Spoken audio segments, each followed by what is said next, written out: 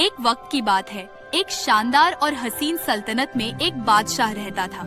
उसकी एक ही बेटी थी जो अपने हुस्न और जमाल की वजह से पूरे दरबार में मशहूर थी। लोग कहते थे कि अगर चांद जमीन पर उतर आए तो भी वह इस शहजादी के आगे शर्माए।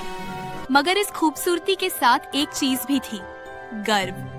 शहजादी अपनी खूबसूरती पर इतनी नाज़ा थी कि कोई भी उसके काबिल न लगता। बादशाह ने अपनी सल्तनत और आसपास के सभी रियासतों के शहजादों को बुलाकर महल में जमा कर लिया।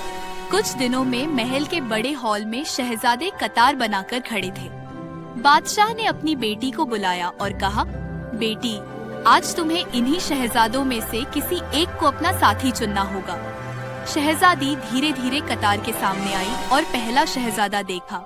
वह मोटा था, चेहरा गोरा मगर कद थोड़ा सा छोटा। शहजादी ने मुस्कुराकर कहा, क्या आपने कभी आईने में अपना पेट देखा है? पहला शहजादा नाराज होकर पीछे हट गया। दूसरा शहजादा आया, बहुत पतला और दुबला, घुटनों से नीचा, कपड़े उसके ऊपर ढीले लग रहे थे। शहजादी ने एक नजर उसकी तरफ फेर कर बोली, यह तो इतना दुबला है कि जरा सी हवा चले तो उड़ जाएगा। दूसरा भी चुपचाप पीछे हट गया।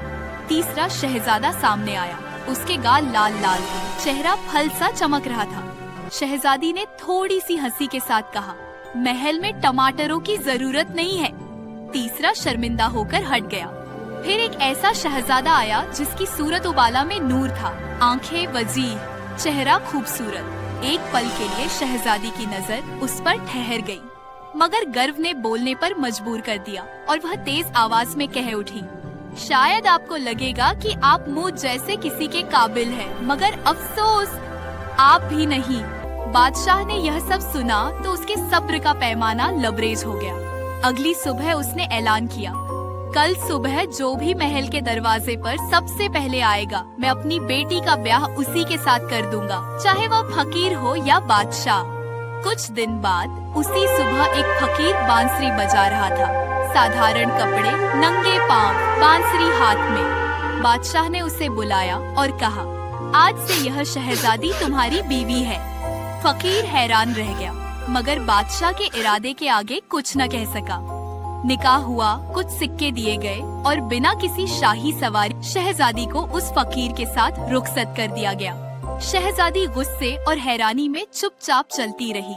रास्ते में जब वह एक हसीन जंगल के किनारे से गुजरी तो हरियाली, रंग बिरंगे फूल और तितलियां उसके सामने थी। वह मुस्कुराए बिना बोली, यह जंगल कितना हसीन है, यह किसका है?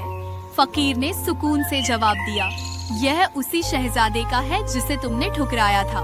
वे आगे बढ़े तो एक जगमगाता हुआ शहर आया। गलियां सजी हुई, बाजारों में रोशनी और रौनक थी।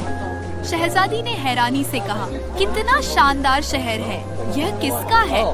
फकीर ने फिर कहा, यह भी उसी का है। फिर वे एक महल के सामने से गुजरे, दीवारें चमकती हुई, सुनहरी जालियां, ऊंचे मीनार। शहजादी ने धीरे से कहा, कितना हसीन महल है। फकीर ने कहा, यह भी उसी का है। शहजादी के दिल में जैसे कोई छुरा घुस गया। आखिरकार वे एक टूटी फूटी झोपड़ी तक पहुँचे। फकीर बोला, यह अब तुम्हारा घर है। अंदर न नौकर थे, न कीमती बिस्तर, सिर्फ मिट्टी के बर्तन, एक छोटा चूल्हा और कुछ लकड़ियाँ। अगले दिन से उसे खुद लकड़ियाँ ढूंढकर आग जलानी पड़ी, खाना बनाना पड़ा और मिट्टी के बर्तन में खाना खाना पड़ा। जो कभी सोने के बर्तन उठाती थी, अब वह मिट्टी के बर्तन साफ कर रही थी। कुछ दिन गुजरे, फकीर ने उसे टोकरियां बनाना सिखाया। नाजुक हाथों में बांस की सख्तियां चुभने लगी, उनमें जलन और खून भी आया। वह रोने लगी और बोली, मैं यह सब नहीं कर सकती। फकीर ने नर्म आवाज में कहा, जिंदगी यही है, तुम्हें सीखना होगा। फिर फकीर ने उसे कुछ मिट्टी के बर्तन दिए और कहा, इन्हें बाजार में लेकर जाओ और बेच आओ। वह बाजार पहुंची। तेज धूप, रास्ते में मिट्टी, लोगों की नजरों में अजीब सी तंज भरी थी। कुछ ने हंसते हुए कहा, यह वास्तव में महल की रानी है। मगर दिन के आखिर में उसके सारे बर्तन बिक गए। वह थक कर घर लौटी। अगले दिन एक शराबी ने बाजार में उसे तंग किया।